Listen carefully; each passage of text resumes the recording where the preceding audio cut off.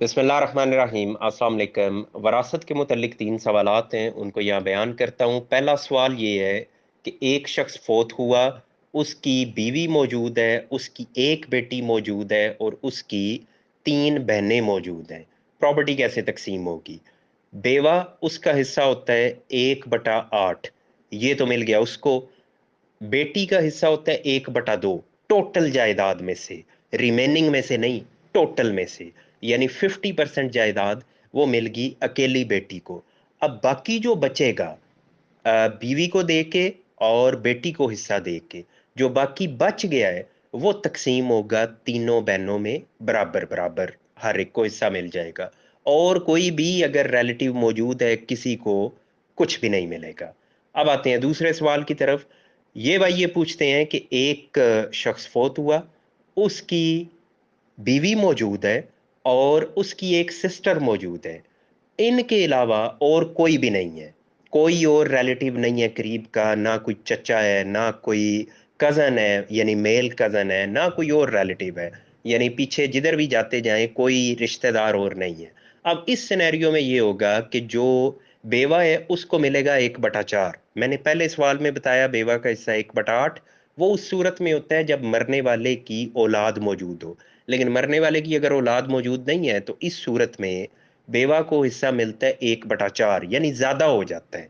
1/8 का मतलब होता है 12.5% और 1/4 का मतलब होता है 25%। 25% मिल गया बेवा को। अब जो अकेली बहन है उसका हिस्सा होता है 50%, यानी 1/2। लेकिन इस सिनेरियो में क्या होगा, उसको 1/2 तो मिलेगा, वो तो इसका हिस्सा बनता है। लेकिन 25% हमने दिया बेवा को, 50% हमने दिया बहन को। 25 और 50 75 बन गया। 25 अभी भी बाकी रहता है।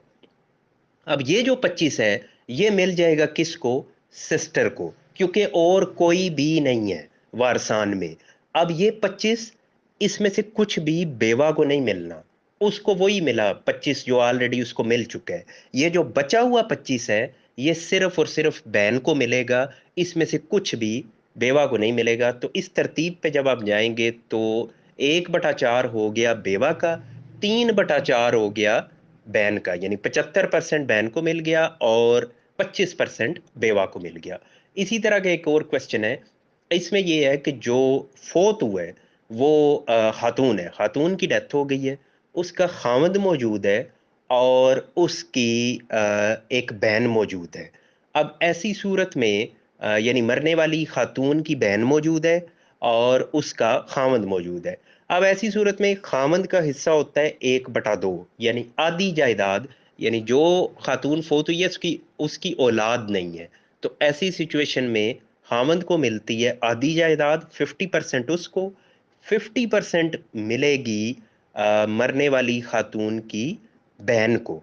वो सिस्टर को 50% मिल गई, खामंद को 50 मिल गई, प्रॉपर्टी मुकम्मल तकसीम खत्म हो गई। अब बाकी जो भी हैं मजीद क्लेमेंट्स, कोई ये कहता है कि जी मैं कज़न हूं तो मुझे मिलेगी चचाजाद, तो किसी को नहीं मिलेगी। क्योंकि ये सवाल बेसिकली ये किया गया है कि जी जो इसमें पटवारी साहिबान है वो ये कहते हैं कि नहीं वो कज़न जो है उनको भी मिलेगी, खामंद का इतना हिस्सा नहीं कम बनता है, बहन का इतना नहीं कम बनता है। तो ऐसा नहीं है जनाब, 50% खामंद को मिलता है, 50% बहन को मिलता है, बाकी जायदाद कोई भी पीछे नहीं बचती। लिहाजा और कोई भी किसी तरह से वारिस इसमें नहीं बन सकता।